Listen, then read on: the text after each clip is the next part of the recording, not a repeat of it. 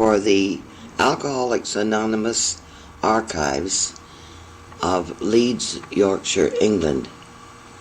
My name is Nora M, and I am an alcoholic. And I came to live in Leeds from Toronto, Ontario, Canada, in the spring of 1974. And I stayed until the autumn of 1978, a period of approximately 4.5 years. I had been sober in AA between 14 and 15 years, and I must have been considered an old-timer, because at that time there were very few people in Leeds with that amount of sobriety. I had contacted the AA here and found out that there was in the World Directory a man by the name of John G. living in Leeds who was a contact for AA. So I got in touch with him and he took me to a meeting. It is now the summer of 1991, so it is some 17 years or so since I came to Leeds. So my memory of that period is rather vague, but I will try and tell my experiences as closely as possible, as well as my memory serves me. The meeting I attended with John was very much different to the meetings that I was used to in Canada. And the biggest difference, and the thing I missed the most, was the fact that they didn't end the meeting with the Lord's Prayer. And I had never been to a meeting of AA before that did not close with the saying of the Lord's Prayer for those who wished to say it. However, we were all there for the same purpose, and the people were very friendly and made me very welcome, and I lost no time in feeling at home. At that time, there was an average of 10 to 15 people attending the meetings, and they had very little contact with each other between meetings because not everyone was on the telephone, which made me wonder how on earth they stayed sober with having no personal contact with another AA from one meeting to the other. There were just 2 meetings in Leeds, one in the Friends Meeting Hall behind the BBC on Woodhouse Lane, and the other one was at 229 Woodhouse Lane. And there were several meetings in the surrounding area, like one in Bradford, and one in Otley, Shipley,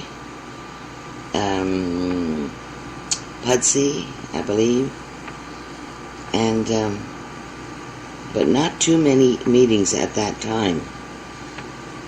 And I also realized that there was no social life connected with AA. So I used to invite people to my place for coffee and conversation, and then other people started inviting them between meetings to their place and starting a little bit of a social life, because I felt the importance of being able to enjoy yourself without drinking. And also they never recognized birthdays, so I suggested that we start having birthday cakes to celebrate people's birthdays. And that evidently has caught on and is still quite popular. And eventually someone arranged a dance.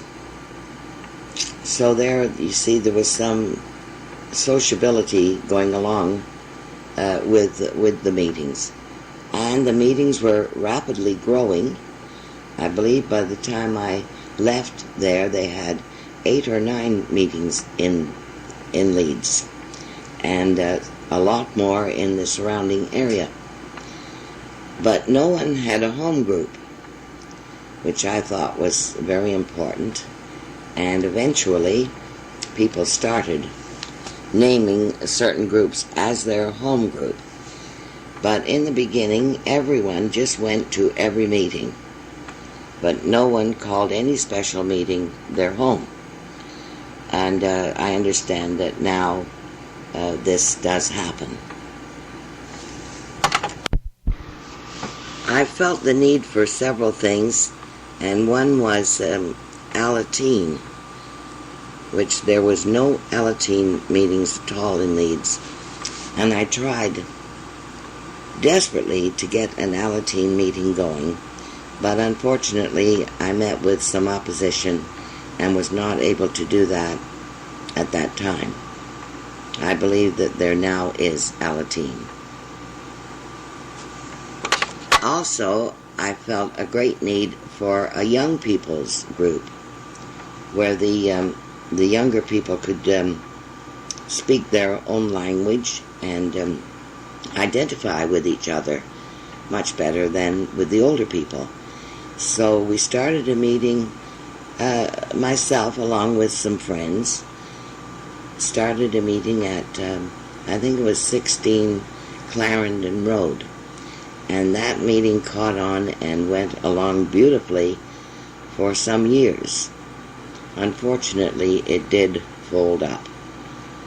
Also, I thought that there should be something for Sunday afternoons, because Sunday is a very dull day and people didn't have anything to do but think about drinking.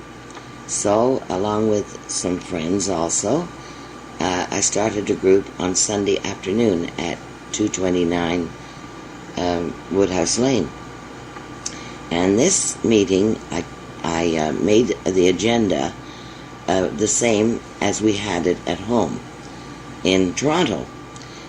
And I have learned since that this agenda is still being followed, where I introduced the slogans, someone giving an interpretation of the slogans, which I felt was very necessary.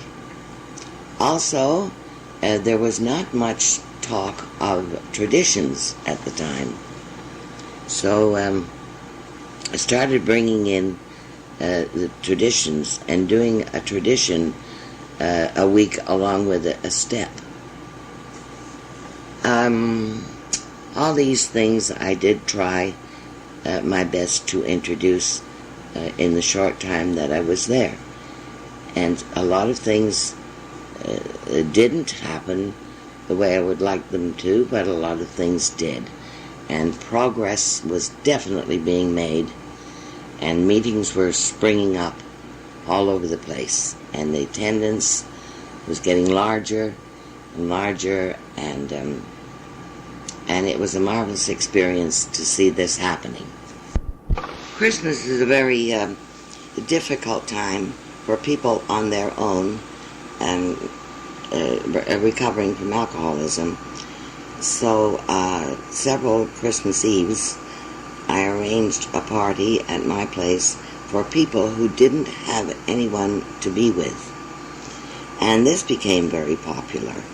And then other people arranged Christmas or New Year's Eve parties with the same idea for people who had nowhere to go and who were likely to drink. And then there were more and more dances being arranged, and a lot more sociability was being brought into the AA program, proving to the alcoholics that you can have a lot of fun without drinking.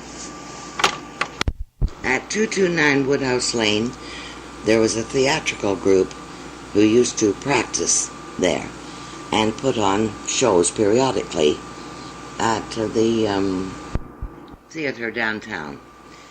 And whenever a show was coming up, I used to buy at least a half a dozen tickets, which I got rid of quite easily, and a group of us would go to their shows, which was all helping people to enjoy themselves.